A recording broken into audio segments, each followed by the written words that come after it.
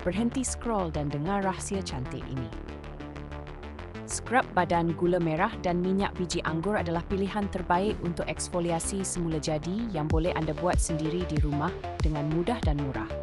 Gula merah kaya dengan antioksidan serta butiran halusnya yang membantu menanggalkan sel kulit mati tanpa merosakkan lapisan kulit, menjadikan kulit lebih segar dan berseri. Sementara itu, minyak biji anggur mudah menyerap ke dalam kulit, melembabkan secara mendalam dan kaya dengan vitamin E yang membantu memperbaiki tekstur kulit serta mengurangkan tanda penuaan. Cara membuatnya sangat mudah.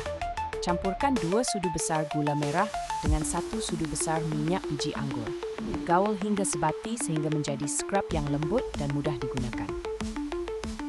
Sapukan campuran ini pada badan yang telah dibasahkan, urut perlahan dengan gerakan membulat selama 3-5 minit, beri tumpuan pada bahagian kasar seperti siku, lutut dan tumit. Selepas itu, bilas dengan air suam dan nikmati kulit yang lebih halus, lembut dan bercahaya secara semula jadi. Amalkan penggunaan scrub ini 2 kali seminggu untuk hasil terbaik dan kulit yang sentiasa sihat.